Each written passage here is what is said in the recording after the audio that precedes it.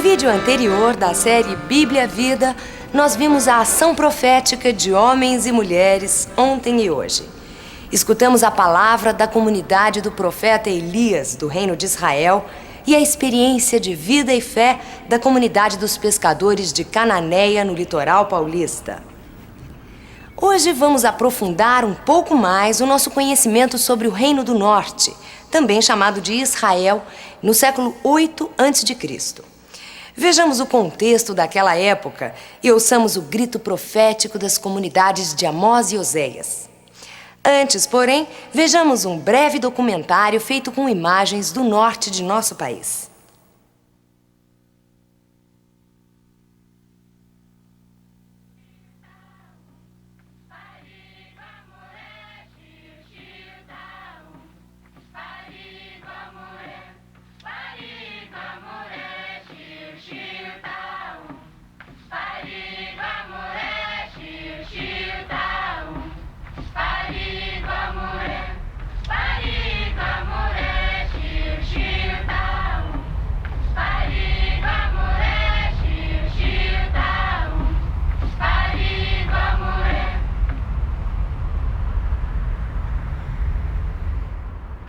Eu gostaria que vocês, nesses dias em que vocês estão por aqui, vocês visitassem o encontro de indígenas no Surumbu.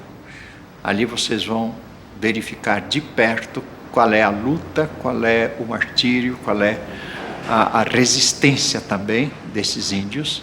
Que vocês visitassem o Apiaú, onde tem os pequenos lavradores do assentamento do INCRA.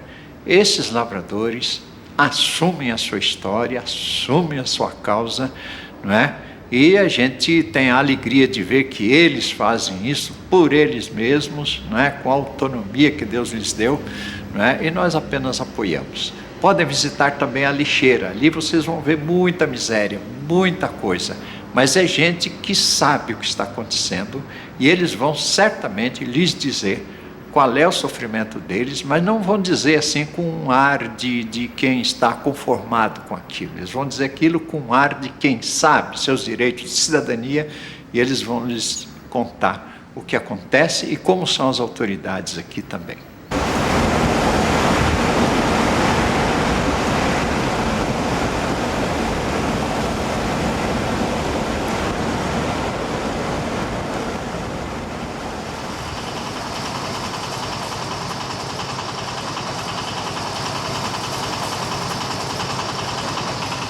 Nós trabalhamos aqui com lavoura branca, trabalha com urucum, nós plantamos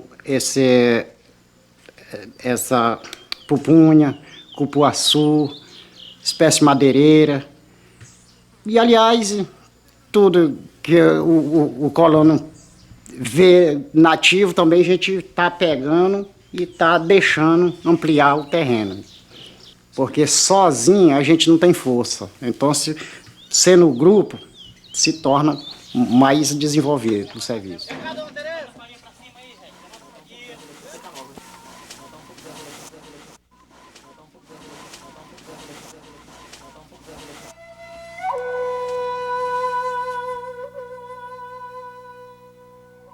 A gente faz parte de uma cooperativa.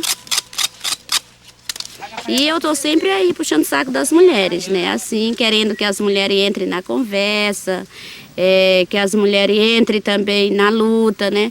E que procure, assim, se sentir, né, também dono da história, né? Biblicamente, a gente vê a beleza que teve muitas mulheres fortes, né, corajosas e que em momentos difíceis defenderam o povo de Deus. Então hoje também nós acreditamos que as mulheres também na busca da conquista do direito, principalmente hoje, como estamos falando de Articulação Nacional da Trabalhadora Rural, então essa busca, cada vez que vai se concretizando, a gente se sente que a história do povo de Deus, mais uma vez, que está se realizando.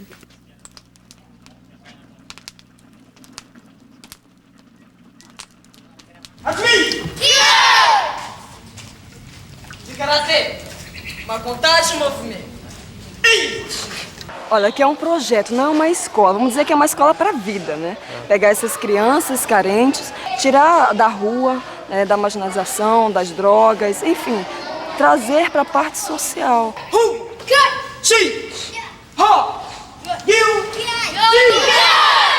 O karatê ele tem uma doutrina que visa preparar a pessoa, né, formar o caráter da pessoa, né, da criança, do adolescente, toda pessoa que pratica o karatê. Né? O karatê não é difícil, não é fácil.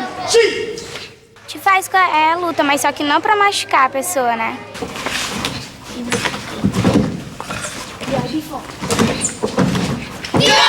É uma coisa gratificante, eu tenho certeza que Deus irá nos recompensar.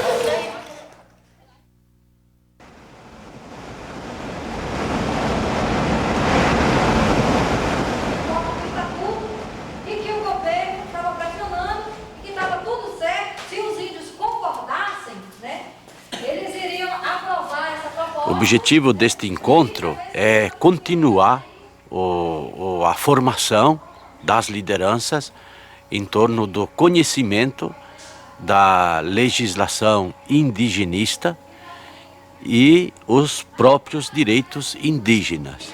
Tem trabalhos em grupos, trabalho prático, né, também fazendo, né, as petições e tal.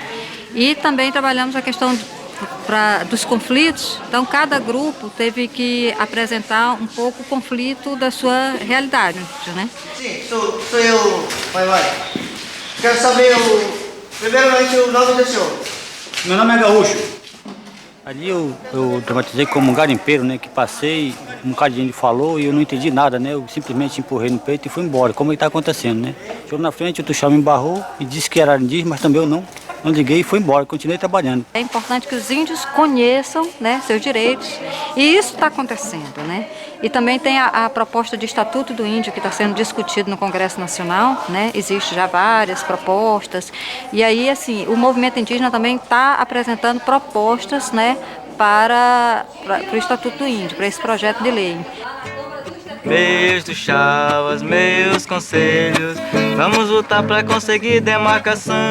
Meus tuxauas, meus conselhos, vamos lutar para conseguir demarcação. Fizemos a barreira na aldeia do Machado, fazendeiros, tirar os garimpeiros. Fizemos a barreira na aldeia Maturuca, até que conseguimos tirar o fazendeiro. Meus tuxauas, meus conselhos, vamos lutar para conseguir demarcação. Meus tuxauas, meus conselhos, vamos lutar para conseguir demarcação. É um movimento libertário e é também um movimento não só de libertação, de momento, mas é um momento que lança uma profecia para o futuro. Os povos indígenas têm um outro estilo de vida, que é mais comunitário. As coisas, os bens de que ele participa, de que ele tem, estão destinados também para os outros. Se tem algo a comer numa maloca, numa aldeia, se tem para todos.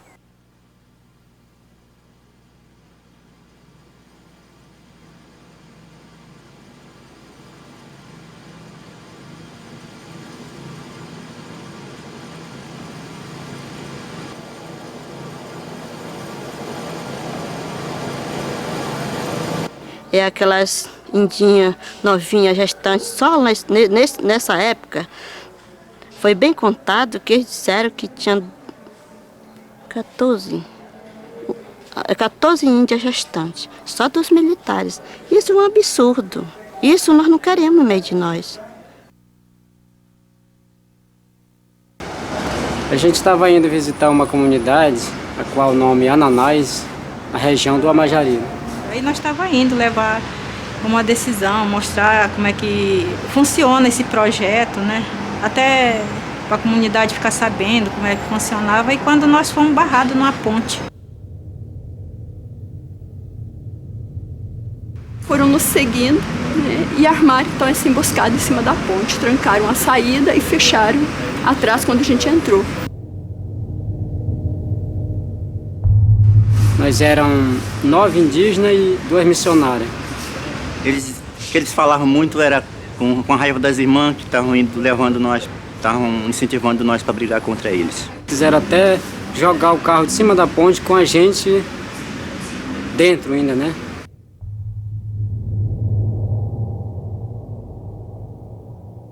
Inclusive andava eu, meu esposo era coordenador regional e meus 3 filhos. O menor de 5 anos, a menina tinha 8 e o mais velho 10. Nós andamos 30 quilômetros depois, saímos de lá, de a pé, até a comunidade de Cajueiro. Nós passamos fome, sofremos, né? Passamos sede, era época do verão.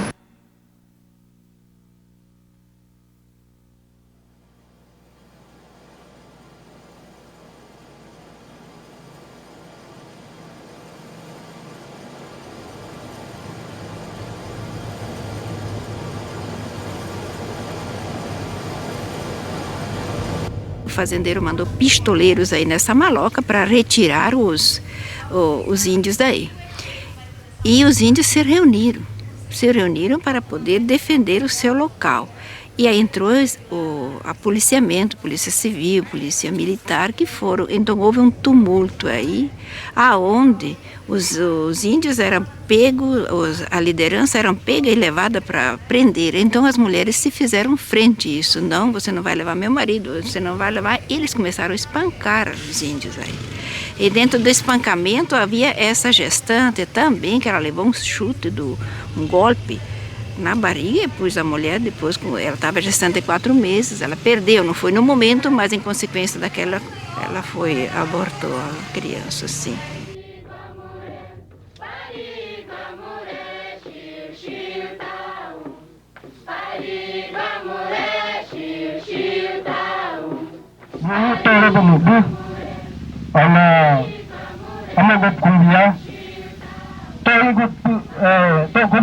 Até se puser lá em Pitagorano, Ramfunado.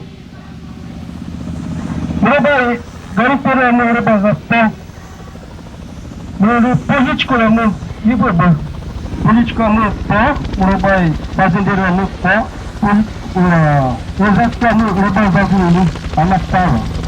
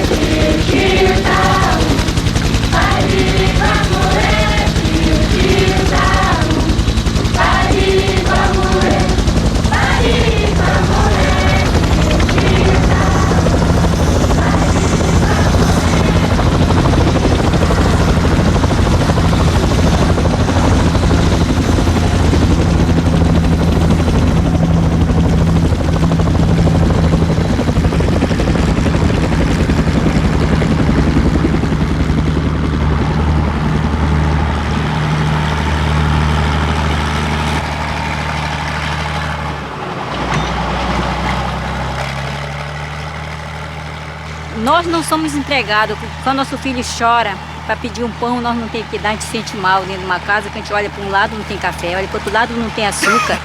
Amanhecer o dia sem ter que comer. O único recurso que tem que tirar daqui mesmo, para comprar o café, o açúcar, o óleo, tudo é daqui mesmo. Pagar água, pagar luz, pagar tudo. Pagar água, luz, imposto, tudo é daqui.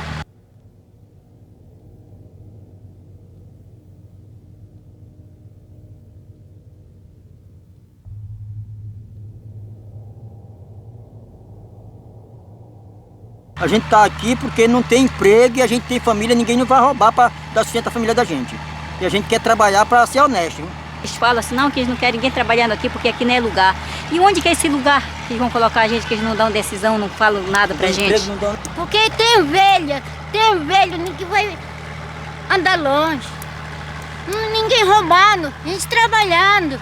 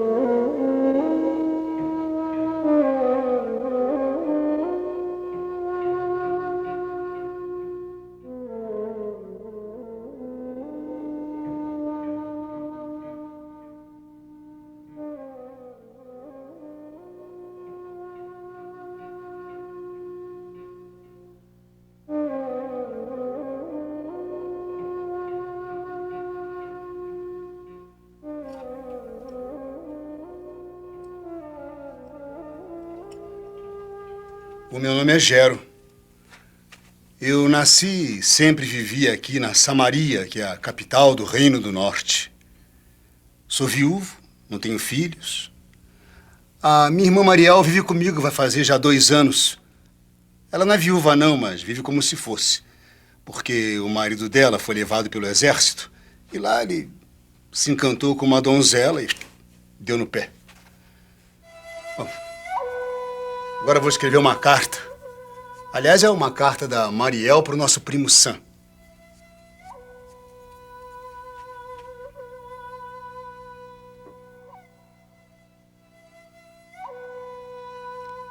Querido primo Sam, obrigada por sua carta tão carinhosa. Sinto que você e a Esther estão muito felizes no casamento. Parabéns. O Sam vive no sul. Ele está querendo mudar para cá. O motivo ele não escreveu, não. Em todo caso, depois que ele receber essa carta aqui...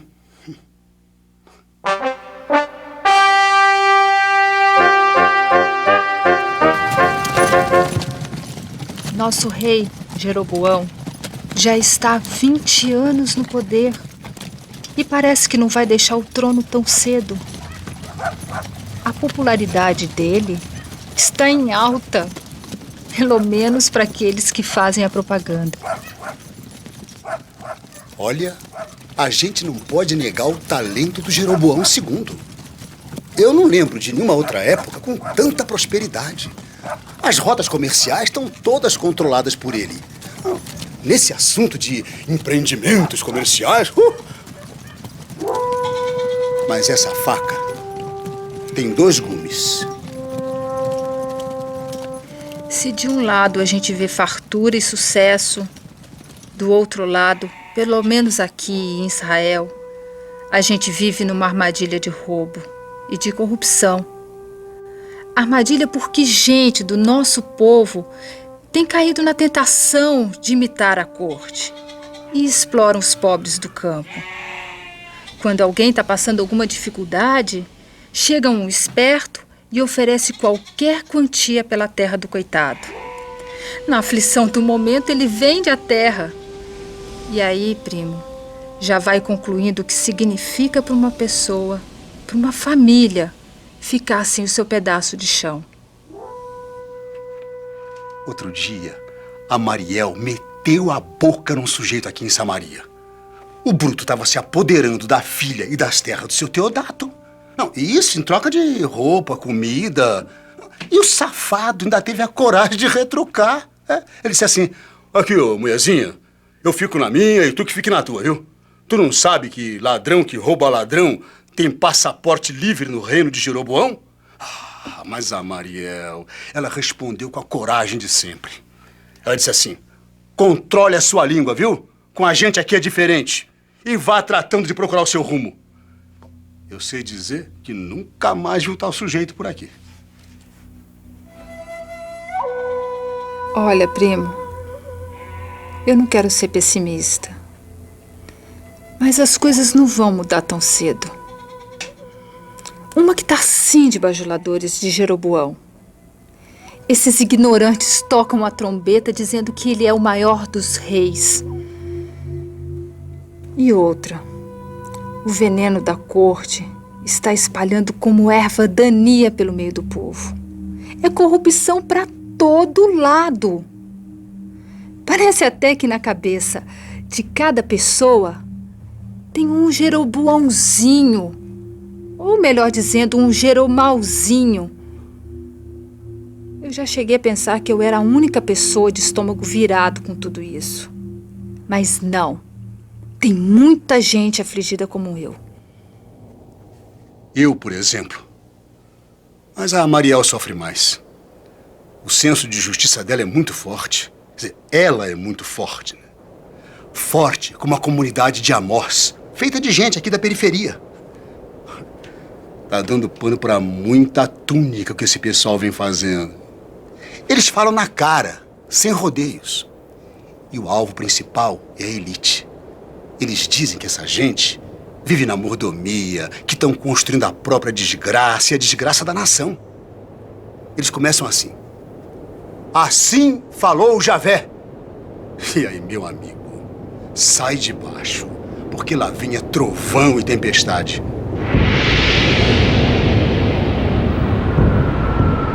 Pois eu sei como são numerosos os seus crimes e graves os seus pecados.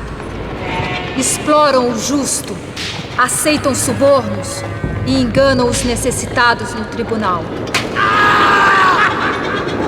Aplicando o poder da violência, vocês pensam que estão afastando o dia fatal. Ai de vocês que se deitam em camas de marfim, se esparramam em cima de sofás e comem cordeiros do rebanho e novilhos cevados em estábulos. Ai de vocês! Vendem o justo por dinheiro e o necessitado por um par de sandálias. Pisoteiam os fracos no chão e desviam o caminho dos pobres.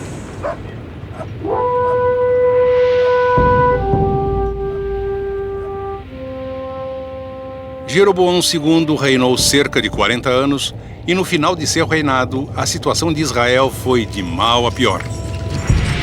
A política internacional mudou e a Síria despontou no horizonte como uma forte potência. No ano de 745 a.C., subiu ao trono da Assíria o famoso militar Teglat-Falazar III. Esse homem tinha a pretensão de formar um grande império. Teglat-Falazar estimulava guerras internas para enfraquecer as pequenas nações e arrancar delas tributos e contribuições, apoiando no poder quem lhe pagasse mais imposto.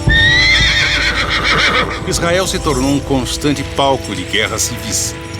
Os exércitos entravam nas aldeias e casas, destruíam campos e lavouras. Desse militarismo sangrento, a história registra que, da morte de Jeroboão II até a queda da capital Samaria, Israel teve 6 reis, 4 dos quais morreram assassinados.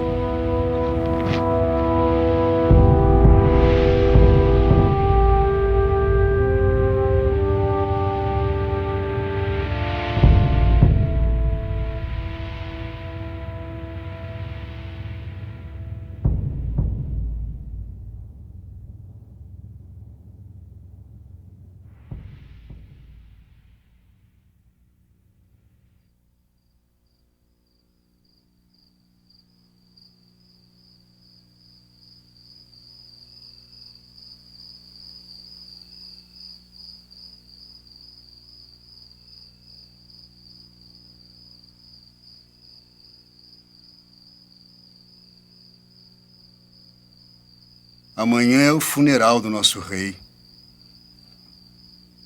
Já é o 4º rei assassinado aqui em Israel nos últimos 10 anos. Pelas ruas o povo anda fazendo piadinha.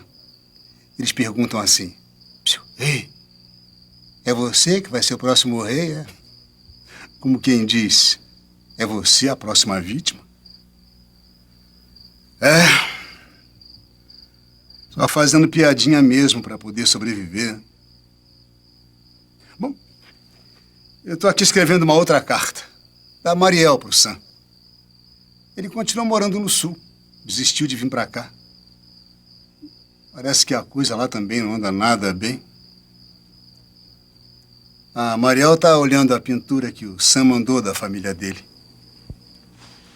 Primo, obrigada pela pintura. Até que a sua esposa desenha bem.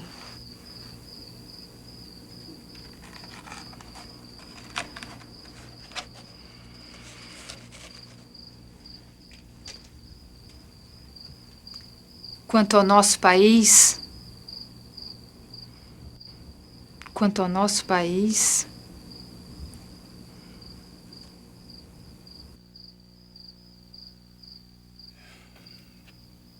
Mariel e eu estamos muito tristes com a morte da dona Ruth.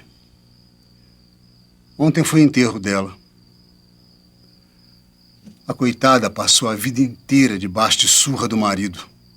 Era só pele e osso. E muita ferida espalhada pelo corpo. Conto até que um dia ela foi dar peito para um filho E a criança, como o leite não vinha, começou a morder o bico do peito da mãe e a se alimentar do sangue dela.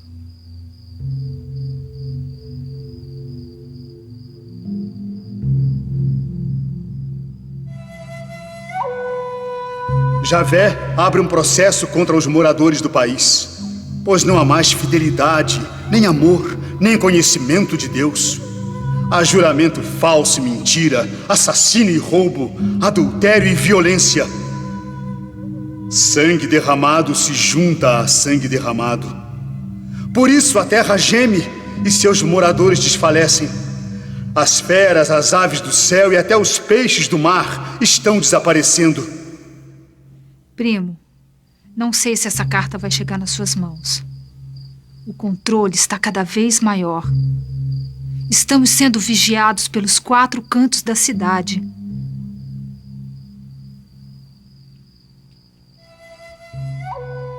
Mas minha confiança no nosso Deus da vida é inabalável. Tenho certeza de que um dia nós vamos respirar um novo Israel. Como a gente diz aqui, um pouco com Javé é muito. Um pouco com Javé é muito.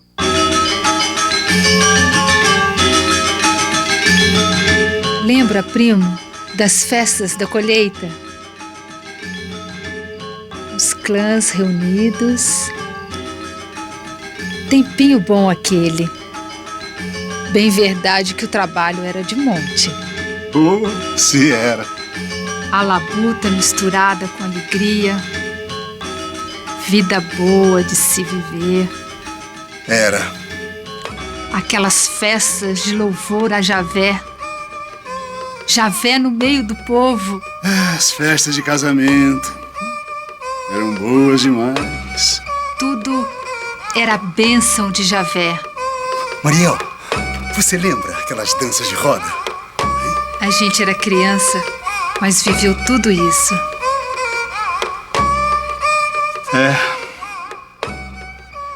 Como é que as coisas podem mudar tanto, né? Mas o que deixa a gente muito triste é que até a religião, o nome de Javé, estão sendo manipulados. Nos santuários do rei, Javé e Baal são a mesma coisa. O povo está confuso. Tem muita gente que já aderiu ao culto de prostituição sagrada. É, isso mesmo. Culto de prostituição sagrada. No culto de prostituição sagrada, Baal, representado por um sacerdote, se une a deusa, sua esposa, representada por uma sacerdotisa ou prostituta sagrada. Disse que este ritual gera vida para a terra e seus habitantes. Os fiéis são convidados a se unir sexualmente com as prostitutas sagradas, participando assim do poder divino de Baal, garantindo a fecundidade. Os sacerdotes do rei introduziram esse culto de prostituição sagrada inicialmente nos santuários do rei. O povo ia a esses santuários para prestar este tipo de culto e pedir a Javé oficial, o Deus da corte, bênçãos e fertilidade para a terra, para os animais e para as mulheres.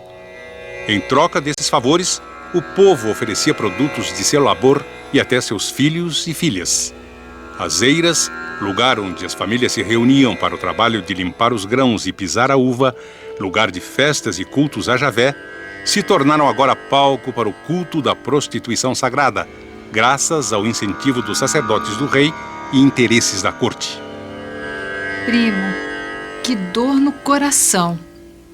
Festa nas eiras agora é coisa do rei e sua corte. Eles é que organizam tudo, do jeito deles. Estão pregando para o povo que a prostituição sagrada é um culto adorável a Javé. Culto adorável a Javé. Culto. Assalto em plena luz do dia, isso sim. Em nome de Javé, o deles. Recrutam nossos jovens para o exército e levam a fartura da nossa colheita embora. E agora, com essa história de culto de prostituição sagrada, Estão levando o encanto das nossas jovens.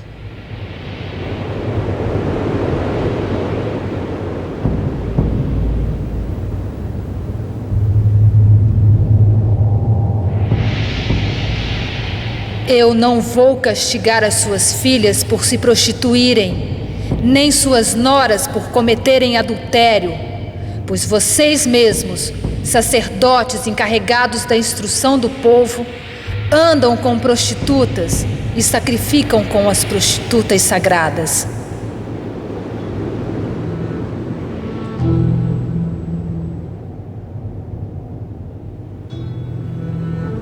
Escassez.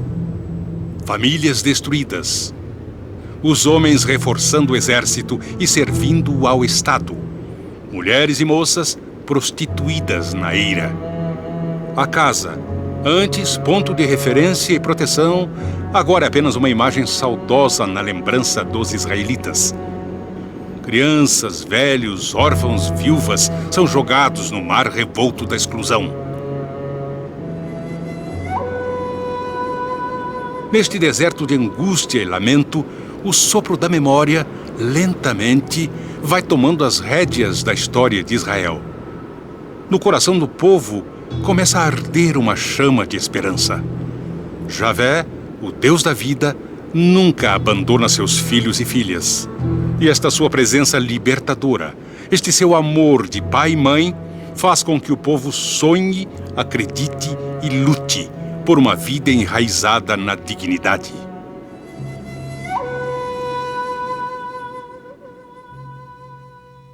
Eu ensinei Efraim a caminhar. Eu o tomei em meus braços, mas ele não reconheceu que eu cuidava dele. Com vínculos humanos, eu o atraía. Com laços de amor, eu era para ele como os que levantam uma criancinha contra o seu rosto. Eu me inclinava para ele e o alimentava. Mariel, escreve para ele do pote. Conta como a gente sente a presença de Javé, caminhando conosco, nos sustentando. Querido primo, eu e mais algumas mulheres, tem uns homens também. A gente tem se reunido para rezar e para conversar sobre a situação que vivemos aqui em Israel. Eu sei que já existem vários grupos fazendo a mesma coisa. A gente até está querendo fazer um encontro com todos esses grupos. O nosso se chama Pote. As reuniões do Pote são feitas aqui em casa. Eu fui eleito sentinela do grupo. Fico com um ouvido na reunião, outro do lado de fora da janela, né? Quer dizer, um olho no pote, outro no barro. Aqui a gente não pode facilitar, não. O exército controla tudo. Javé, nosso Deus vivo, libertou nossos pais do Egito e há de nos ajudar a sair dessa também. Eu acredito nisso também. Um dia, mais cedo ou mais tarde, essa situação vai mudar. Tem que mudar. Essa monarquia vai cair. E vai cair tudo junto. O arco, a espada, a guerra, a idolatria, a corrupção. Eu serei para eles como o leão. E como a pantera, os espiarei no caminho. Vou atacá-los como a ursa, da qual roubaram os filhotes. E vou rasgar-lhes o peito, devorando-os como leoa, e as feras vão despedaçá-los. Serei como orvalho para Israel. Ele florescerá como lírio e estenderá raízes como o cedro do Líbano. Seus galhos crescerão. Seu esplendor será como o da oliveira, e seu perfume será como o do cedro do Líbano. Voltarão a sentar-se à minha sombra, farão reviver o trigo, florescerão como videiras e serão famosos como o vinho do Líbano.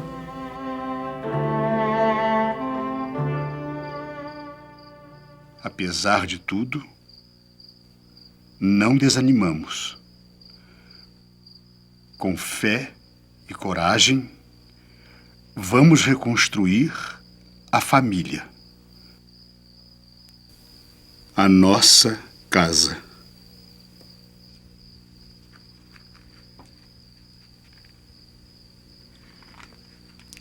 A gente vai terminar com uma oração que a gente sempre faz quando inicia nosso encontro do pote.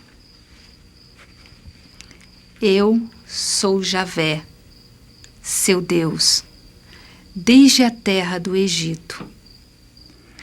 Eu farei você morar novamente em tendas, como naqueles dias de nosso encontro.